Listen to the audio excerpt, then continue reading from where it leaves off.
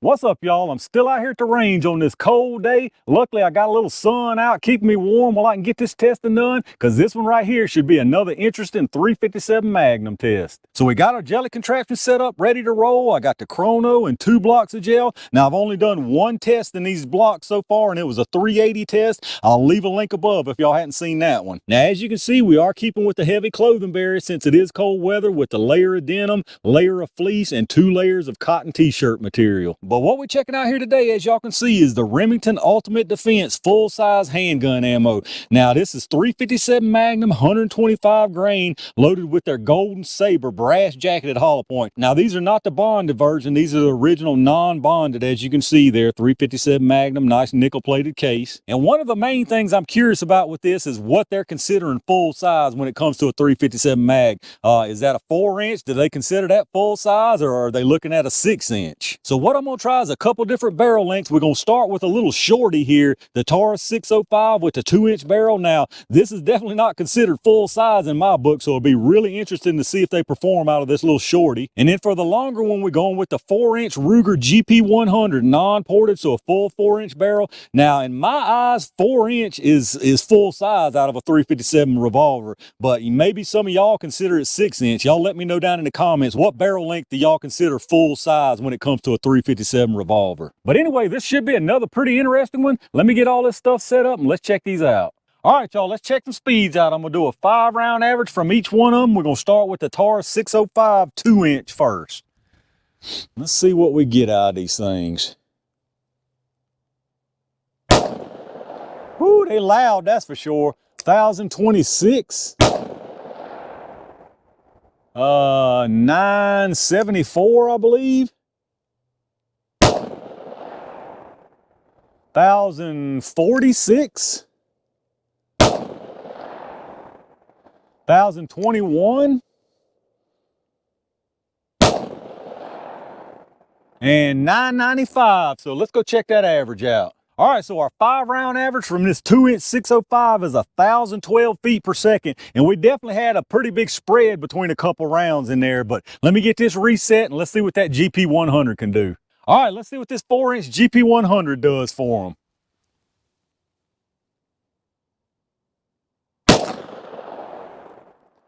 Got 1227. 1260. 1204. 1260.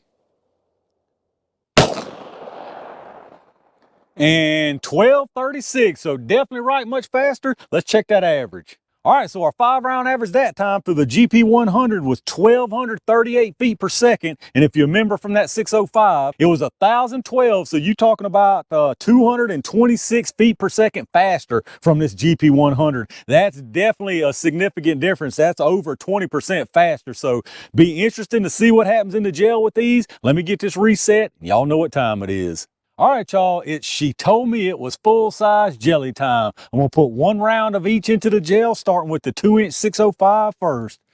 Honestly, I'm not feeling too confident about this little shorty here, but we'll see what happens. I could be totally wrong.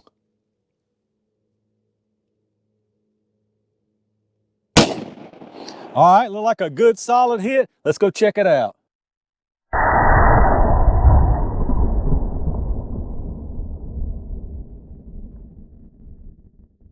All right, y'all, I think she lied, because that is definitely not full-size performance down there. Let's check out this GP100 and let's see if it can save it.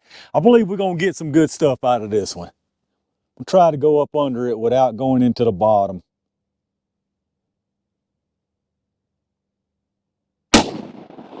I think I came out the side. Let me go make sure. Yeah, it came out the doggone side down there, y'all. So let's try that again. Luckily, this is the last test in this block. So I'm actually going to try to go up above that now. I think that'll be the clearest spot where y'all can see what's going on with it. Let's see what we can do here. I think I came out the side again, y'all. I'm over too far to the left. Let me check. All right, y'all, let's try this one more time. That one was looking good until it hit the split in between the two blocks. and it decided to take a left, which that happens sometimes when it hits the split there.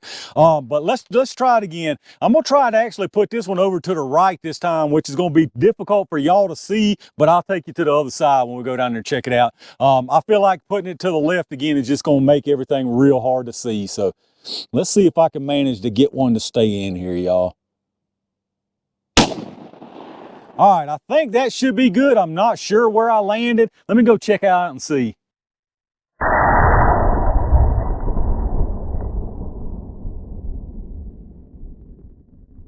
All right, y'all, let's check out what we got here. It definitely got messy here, but everything's separated, and I'll make sure I'll show y'all exactly what went on here. So first of all, the one out of the 605, that was the very first one. That's this one right here, this big old disruption area right here, all this disruption. And if you follow it back, this little trail where you see here, that's where it came in, did not expand. You can tell it carried in a little cloth, but you can just tell from that disruption, there was no expansion there. This right here was some tumble. It tumbled at least once, maybe twice, who knows? It's hard to really say, but that was definitely a tumble. Comes on in here, carries into the second block, and then it's sitting right there. It's the one on the top sitting backwards. Just looking at it through the gel, I can see it is clogged up with some cloth and no kind of expansion that I can tell. Now the ones from the GP100, first off, the ones closest here that you can see the easiest, this one right here and the one on the bottom. Those are the first two that came out the side. That was the first one. As you can see, very nice wound channel coming in, really nice disruption, just night and day difference from how that 605 started. You can obviously tell this one started expanding, really nice disruption, but then it curves and comes out the side right here. And then the second one, basically the same story, very nice disruption. Obviously it started expanding there, comes on through here into the second block, and then it goes about, I don't know, 2-3 inches, and then comes out the second block, which it was probably right at the end of its travel, just based on what the disruption is looking like and based on where we caught that other one. We probably just about caught that one also. But then of course the third time was the charm, and the third one that stayed in, it's behind this right here. So it's that one right there that you're looking at. Looks pretty much just like these other two. Comes in, obviously expanded well, very, very nice disruption. Carries on through this block, on into the second one here, and then you can see the projectile here is facing a little bit downward. It does have a little cloth with it, but definitely got some expansion from that one. So the penetration on these things is nearly identical. They just did it in different ways. The 605 is sitting backwards down here at 20.5 inches. Now I would guess that if that did not tumble, it would have probably went a lot further, if not clearing both blocks. And then the GP100 is the one that went out the side. One went out at 12 inches, one went out at 18.5, and then the one we caught is right here at 20 inches. So nearly identical penetration between these two. But let's see if I can give y'all a better look. So right here, this is the one from the 605. Like I said, obviously no expansion there. And then you got this huge disruption. I'm sure, like I said, that was definitely at least one tumble. Carries on in here. And then you can see it right there sitting backwards with no expansion on it. And then I'm trying to give you a better view of that GP100, but it's still going to be a little difficult. But that's it down there in the bottom. I think you got a pretty good view of it. Now it's up under that one. And then you can see carrying on in here, and that's it right there, expanded, facing a little bit downward. All right, y'all, let's check out these projectiles. So obviously this one right here is out of the 2-inch 605. This one right here is out of the 4-inch GP100. So huge difference right here. This one right here clogged up with some cloth, got into little serrations and all, just did not have the speed to push it out, I'm guessing. And obviously no kind of expansion, no kind of deformation at all. This one right here in the GP100, it carried some cloth with it, but it had the energy to push it on out of there and get some really nice expansion. The jacket stayed with the lead and everything, so I think that right there looks really nice. But let's check out our weights on them. So they were both 125.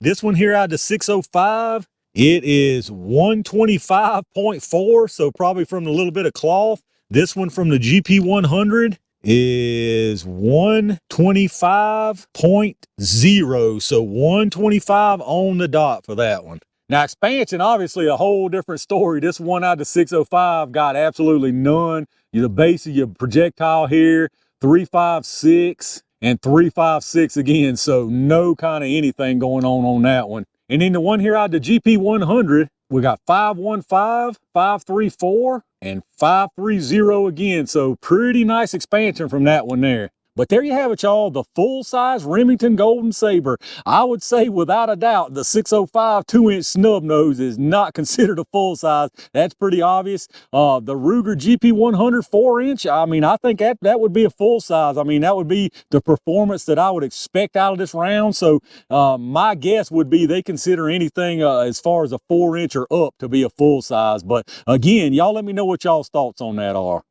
All right, y'all, I'm calling it right there for the 357 Magnum Golden Sabers. I think these things did a fine job out of the full-size barrel, which is what they say that they're for. But y'all let me know what y'all's thoughts are on these. Do any of y'all out there actually use these? What length barrel do you use them in? And after you see the results out of these right here, are you rethinking what you do use them in? If you did enjoy this video, take a second and hit that thumbs up button, subscribe to the channel, and click that bell notification icon so you can get notified when I upload new stuff. Like I always tell you, I appreciate all my Range Gang members and every single one of y'all out there for supporting the channel. As you can see, I'm starting to lose my sunlight and it's getting colder, so I'm about to pack up and head out of here. I got tons of good stuff on the way, so make sure you stay on the lookout. And in the meantime, stay safe, stay prepared, and I'll see you soon.